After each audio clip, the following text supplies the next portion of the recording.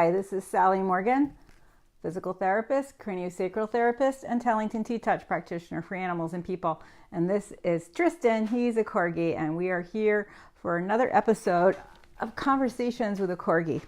I had to finally wash this tablecloth in here yesterday, so things are a bit askew.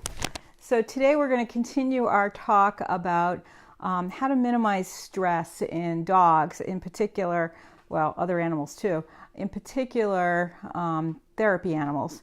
And we had a question yesterday. One person was asking about the essential oils. Why don't I put essential oils on my dog, and yet I will put them on a collar with the sniffet thing? So the oils that are in the sniffets are milder, and they're a blend, and it's very different than taking a drop of an essential oil and putting it on your animal. First of all, if your animal has a reaction, you're stuck with a lot of baths to get that off. If it's on the collar, you can just take the collar off and you're all set. So that's why I like to use those particular kinds of things. And you can certainly buy fabric collars and put a drop. I mean, the dropper that comes with those sniffets is teeny weeny. You can't even hardly see the drop it's going to make. So you could get, first of all, you have to use super high quality essential oils. As I was talking about my client that doesn't like lavender, I don't think she's been exposed to good lavender, and so she really hates that smell, and your dog will too. So you have to use really high quality. On the sniffets, usually it's chamomile oil and a blend of some other things, which is much milder and much less irritating for the dog. So just remember that when you're working with oils with your dog, and that's a huge subject that I'm not going to get into today, because we're going to talk about Tellington TTouch that you can do for your pet to minimize their stress in any circumstance, but in particular with therapy animals.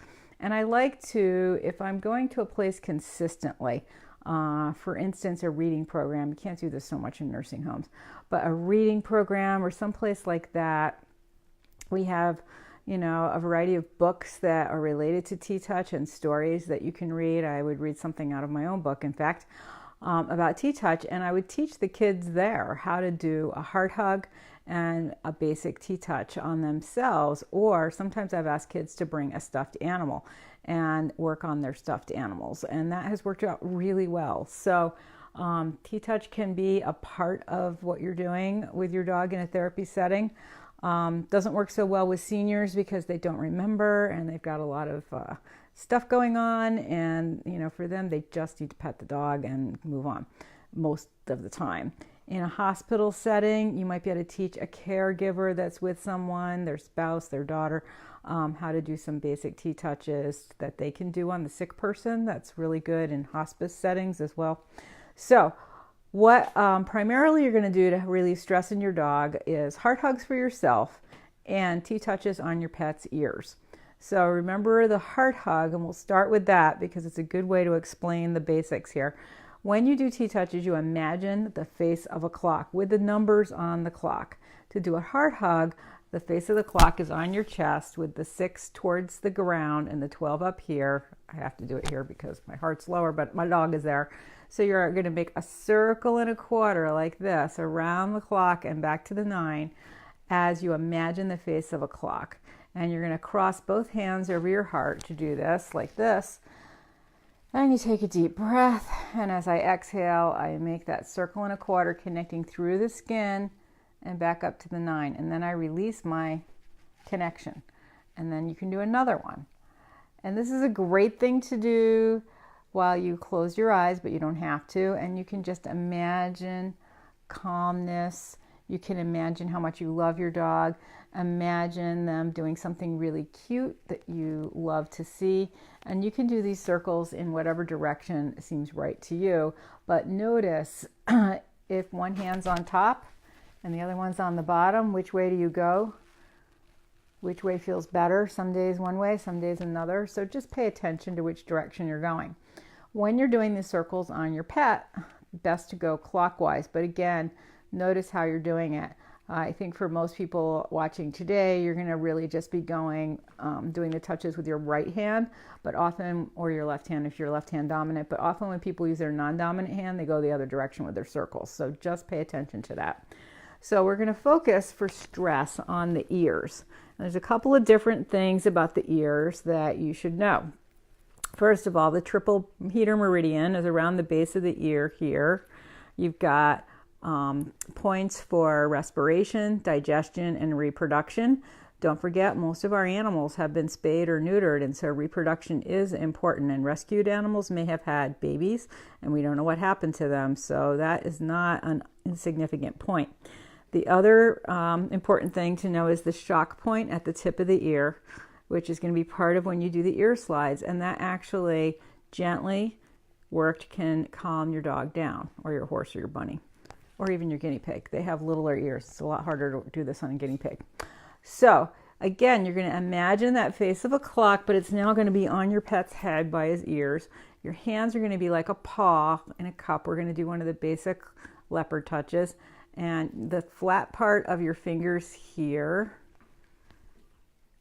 this part is going to be touching the dog, and your thumb's going to be an anchor. And I really encourage you to go back to like episode 20 on YouTube of Conversations with Corgi and look up all the details about how to do this specifically. So your thumb is down, your pinky is connected. You're going to make a circle and a quarter with your hand, just like that. Around, starting at the 6, back up to the 9. And I always like to think of my middle finger as doing the driving, and the other fingers are following. And it's not this. It's in your knuckles, not your shoulder. So it's just in your knuckles. And here's another view. See how my whole hand is moving like a paw? People, when they're first learning this, often do this, and they don't get the knuckles. So that's an important thing. So you're going to imagine that little clock on your dog. The 6 is generally towards their feet, but depending on how you're sitting and how they're positioned, it might not be. So just be aware of that. So you start by just doing these circles and a quarter around the base of the ear. He says, my ears are itchy. He just had a bath, so of course he's got a lot of hair here. And these circle and a quarters around this area where the triple heater meridian is can really help relax your dog. You want to spend about 2 seconds per circle. So you're kind of breathing in as you go around and exhaling as you come back.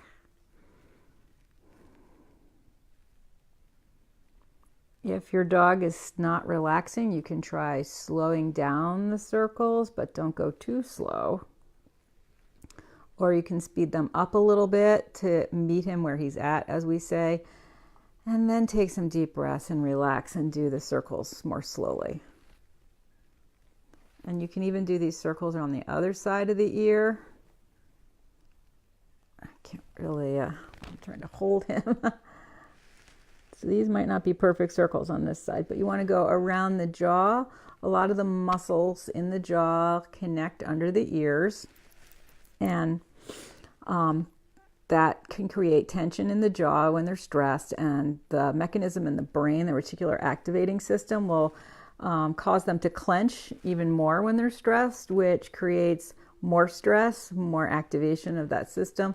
So really important to do the area around the jaw, especially when you're working with a dog that's stressed. The pressure that you use in TTouch, we talk about a 1 to a 10 pressure.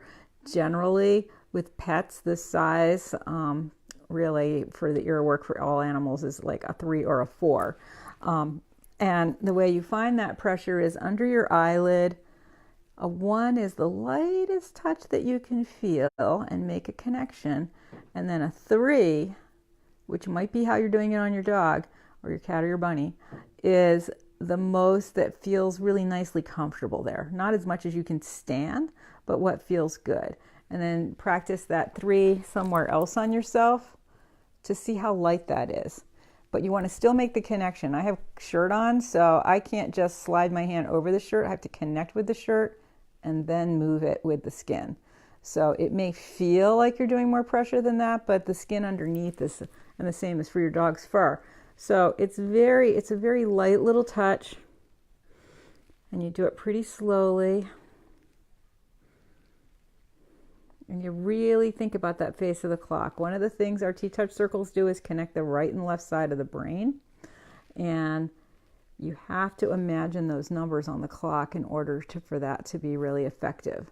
And we don't recommend that you close your eyes when you're doing TTouches, because if something's going on, you need to be aware of that. You can't fall asleep just petting your dog, basically. So, see, he's licking and chewing. He's getting a little, he likes this, don't you? He says, I do like your TTouches. He's not stressed, however, but if he were, you'll see a change within 5 or 6 circles if your animal is stressed. And I highly recommend, if you have therapy dogs, that you practice this a lot before you ever go anywhere where your dog might be stressed, so that you are confident with it. And then the other thing is the ear slide. So you want to support the ear and just gently slide your fingers to the end. Try not to bend the ear or snap it, meaning let go of it like that. You want to hold it and support it to the end. If you have a beagle and his ears are down, you want to do these ear slides in the down direction, the way the dog's ears go. If your dog's ears are his type of ear that sticks up, you want to support the ear with your fingers inside the ear, and you're just kind of gently caressing it between your thumb and forefinger. Same as if they're down. Support it with your fingers and just go down towards the tip of the ear. So that's really basic.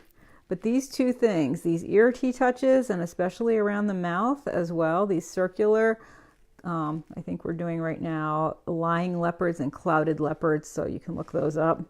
It depends on the shape of your dog. He's a lying leopard's flatter. He's a little guy. I have to have my fingers bent a little more to get onto his head because he's so little. So I'm doing more clouded leopards, which are the tips of your fingers. And that might be too much for a big dog. Some of the dogs with a thinner coat than him don't like the clouded leopard around their ears initially. Or the clouded. They prefer the lying because it has a nicer contact.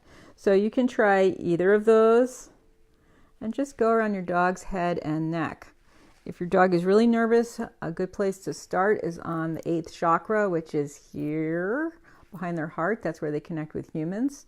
You can do some circular TTouches here just to connect with your dog, and then work up in this area. So those ear touches are critical with a stressed dog. You can do that during thunderstorms. You can do that when there's loud noises. You can do it when you have your dog at a parade and, a cannon comes by unexpectedly and is shooting and scaring your dog. I do it with him when we're walking and the neighbors start shooting the wildlife in the area. I immediately stop, work on his ears a little bit so that he is not panicked out of his mind, and we can walk the rest of the way home without him having a real problem. He is really terrified of guns, and it's because of my neighbors. So I have to pay attention to that. I can't just drag him home because we're on foot, and sometimes we're a half a mile away when they start shooting. So working on his ears can be really helpful. Why don't I pick him up and carry him home? Some people might ask. We want our animals' feet on the ground. That grounded connection to the earth can help keep them calm. So if your dog is stressed and it's a little guy like him or a Chihuahua or a Cairn Terrier and you're someplace doing a therapy visit, put your dog on the ground so he can feel the floor or the earth. And that can help them make a connection that will help also to calm them. So ear TTouches. And again, you can look those up on YouTube under Conversations with a Corgi, maybe about episode 19, 17, somewhere in there. The clouded and lying leopards were the very first ones we always use to show people, and so they shouldn't be too hard to find. And then if your dog is really nervous, something happens and you're a little nervous too, don't forget to do that heart hug. It shifts your breathing. It changes everything in your body. Just 2 or 3 of those will calm you right down. And if you are, for instance, going in a nursing home with a therapy dog, and like I said before, someone you know well has just passed away and you're a little bit shocked about it, a couple of heart hugs can help you. It's a great thing to teach people to do on themselves in a hospice setting with their family members who are ill. And you can do it on them as well. And of course, I really recommend that you take a T-Touch training class if you have a therapy pet and you're doing any kind of visits with them. And there's classes. There's a dog one coming up with Linda in Texas in November. We have them in Maryland annually in May or June. And there are many, many practitioners across the country that run little 1-day, 2-day, and 3-day workshops that you can attend. So if you really are working with therapy dogs a lot, more than just a casual, like my mom, she just goes in, does some reading once a month or so, maybe at this point not even that often. So for her it wouldn't be that useful, but for somebody who's going to a nursing home like every week with their dog, this can be really helpful. So that is the conclusion of our information about what to do to help de-stress your dogs, particularly, or your pets in a therapy setting. And we will be back tomorrow to answer Wendy's questions about how to do muscle testing and other things to communicate with your animal and to understand what products might be useful for him. So I will show you how I do that tomorrow. Maybe we'll do one of them tomorrow and the next one next week. I'm at my job as an educator Monday and Wednesday, so we'll probably look at those couple of techniques Sunday and Tuesday. So thanks for joining us today. Everybody have a great day. It is a lot colder here in the Northeast today, I'll tell you. Thank God the heater's on. Everybody have a great day. If you have questions about T-Touch, send them in, or look at the many episodes about T-Touch. There are many details about your breathing and about the pressure in individual episodes of Conversations with a Corgi.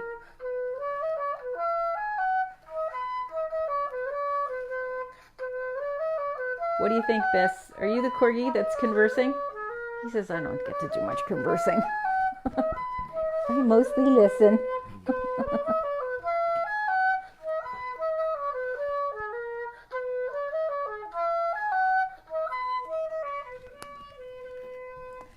Thanks for joining us. Everybody have a great day, and we will see you tomorrow between 9 and 9:30. Oh, rainy and cool. Yeah, it's going around. Enjoy your potato soup.